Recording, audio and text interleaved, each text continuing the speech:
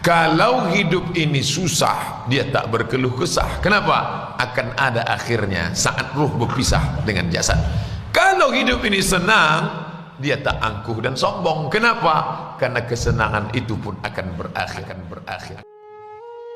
Terlahir dari rahim seorang ibu, dari seorang ayah yang tidak bertanggung jawab, lalu kemudian dicampakkan di dalam sebuah kotak kardus seperti sampah, ditampung oleh panti.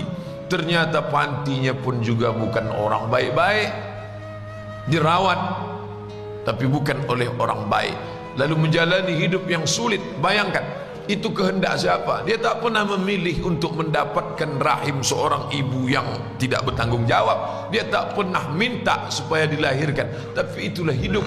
Akhirnya dia tetap menjalani itu dalam keadaan fisik yang tak sempurna. Orang tua tak lengkap, fisik tak sempurna, tapi hidup terus juga berjalan. Orang tak boleh mati bunuh diri, karena bunuh diri tak menyelesaikan masalah dalam ajaran Islam. Sampai lambat laun, sampai masanya menikah pun juga tak mendapatkan suami yang layak, mendapatkan orang yang juga tak bertanggung jawab. Sudahlah orang tua tak lengkap, tak sempurna, mendapatkan orang tua yang tidak baik, lalu kemudian mendapatkan pendamping hidup yang tak semestinya. Dari hasil pernikahan itu dapat pula lah anak-anak yang juga tak berbakti. Apalah lagi nikmatnya hidup. Coba bayangkan, indahnya senda gurau dengan ayah dan ibu tak dia dapatkan. Nyamannya hidup di bawah lindungan, naungan seorang suami juga tak dia dapatkan. Bakti seorang anak pun tak juga diperoleh. Lalu kemudian kapan dia merasakan nyamannya, indahnya hidup itu? Kapan? Inilah kesulitan. Tapi orang beriman tak pernah mencaci maki Allah Subhanahu wa ta'ala. Disitulah maqam yang paling tinggi. Raditu billahi rabbah. Aku ridha ya Allah. Ridha bukan berarti pasrah. Ridha bukan berarti tidak berbuat. Bukan apatis. Apatis bukan ridha. Maka orang beriman itu ridhanya beda. Dia tetap berjuang. Tapi kalau dapat juga yang seperti itu, maka dia tidak berkeluh kesah. Kenapa? Karena ini akan ada akhirnya. Di mana akhirnya? Saat ruh berpisah dengan jasad. Saat itulah dia tersenyum bahwa dia diuji Allah Ta'ala dengan kesulitan, kesusahan. Ya, walanabluwannakum, kami pasti akan menguji kamu. Wabasyiris sabirin, tapi tetap engkau berikan kabar gembira kepada orang-orang yang mampu menahan lidahnya untuk mencaci maki, menyumpah serapah Allah. Siapa itu? Alladzina idza asabathum musibah, mereka yang ketika ditimpa kesusahan, kesulitan, mereka mengucapkan inna lillahi wa inna ilaihi raji'un. Seperti mayat yang dimandikan orang hidup, tangannya mau dibelokkan ke sini, kakinya mau dibengkokkan, itu dia tak ada kuasa lagi. Dia serahkan kepada Allah Subhanahu wa ta'ala. Inna lillahi wa inna ilaihi raji'un. La haula wa la quwwata illa billah. Itu yang kita ucapkan setiap pagi selesai salat tadi. La ilaha illallah wahdahu la syarika lah, lahul mulk. Aku tak punya kuasa, walahul hamd. Aku tak punya puji-puji, puja-puji, tak layak dipuja-puji. Apa yang aku punya? Lahul mulku wa lahul hamdu. Yuhyi, dia yang menghidupkan. Wa yumit, dia yang mematikan. Wa huwa ala kulli syai'in qadir. Dia kuasa atas segala sesuatu. Kalau hidup ini susah, dia tak berkeluh kesah. Kenapa? Akan ada akhirnya saat ruh berpisah dengan jasad. Kalau hidup ini senang, dia tak angkuh dan sombong. Kenapa? Karena kesenangan itu pun akan berakhir. Menikah, masalah. Muncul anak, tambah masalah. Nambah ini, tambah masalah. Pergi tempat kerja, masalah. Ini masalah. Hidup ni kalau sudah masalah, itu menengok baygon macam Coca-Cola. Naik ke menara masjid, nengok ke bawah, macam sejengkal. Bawaannya mau mati aja, mau terjun. Maka ada masa-masanya orang itu istirahat.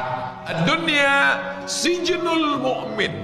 Dunia ini sijin, penjara. Dunia sijnul mu'min. Dunia ini penjara bagi orang beriman. Penjara itu kan tertahan. Makan tertahan, minum tertahan, nafsu tertahan, mau keluar tertahan. Dunia ini pun kita tertahan. Mau makan ini tak boleh, mau minum ini tak boleh, mau tengok ini tak boleh. Sedangkan di surga itu la maqtu'atu wa la mamnu'ah, tak putus dan tak tertahan. Nikmatnya tak terhenti. Apa saja yang mau dimakan, makanlah. Apa yang mau diminum, minumlah. Apa yang mau dipandang, pandanglah. Apa yang mau dinikmati, nikmatilah. Walakum fiha ma tashtafi anfusukum. Di dalamnya apa yang mau kamu mau makan, mau kamu nikmati, nikmatilah. Walakum fiha ma tad'un. Apa yang mau kamu nikmati, apa yang mau kamu dapati, tak ada tahanan, tak ada batasan. Maka dunia ini disebut sebagai penjara karena kita berada dengan batasan-batasan. Bapak Ibu yang dimuliakan Allah, maka dalam Islam diajarkan berapa sulit, susah, ribet, suka duka hidup ini dia akan berakhir. Abdul Somad sedang menasehati dirinya sendiri dengan bacaan hadis, dengan firman Allah, dengan sabda Rasulullah. Karena tak ada yang dapat mengobati hati ini selain daripada kalam Allah dan sabda Rasulullah dan zikir. Ala ketahuilah, bizikrillah, dengan memperbanyak zikir tatma'innul qulub, hati menjadi tenang. Salah satu makna zikir itu adalah melihat ayat Al-Quran, melihat hadis Nabi Muhammad sallallahu alaihi wasallam. Tapi saya tak pula ingin setelah mengkaji ini Bapak Ibu bawaannya mau mati aja. Saya tak ingin kita keluar dari pengajian ini atau setelah berakhir ini nanti kita salat sunat isyraq lalu Bapak Ibu doanya, ya Allah susah betul hidup nih, kata Pak Ustaz akhir daripada hidup ini adalah istirahat, cepatkanlah istirahatkan aku. Bukan itu maknanya. Mati tak boleh diminta, mati tak boleh dicari. Kita tak lari dari kematian, tapi kita pula tak cari-cari mati, berlarut-larut dalam kesedihan hidup, tak boleh. Kenapa? Karena hidup ini memanglah dia ujian. Banyak betul soal ujiannya Pak Ustaz. Kalau tidak mau diuji, jangan masuk ruang ujian. Ini ruang ujian, ini tempat ujian. Kapan dia berakhir? Keluar dari sini, selesai ujian. Berani hidup, berani menghadapi ujian. Takut menghadapi ujian, jangan hidup. Takut hidup, mati saja.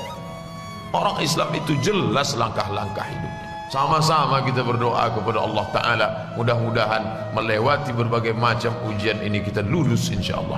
Amin ya Rabbal Alamin. Sehingga ketika kita tinggalkan dunia ini dalam keadaan tersenyum. Kenapa dia senyum Pak Ustaz? Katanya mati itu sakit, katanya kematian itu sedih, katanya takut, terbujur di rumah sakit.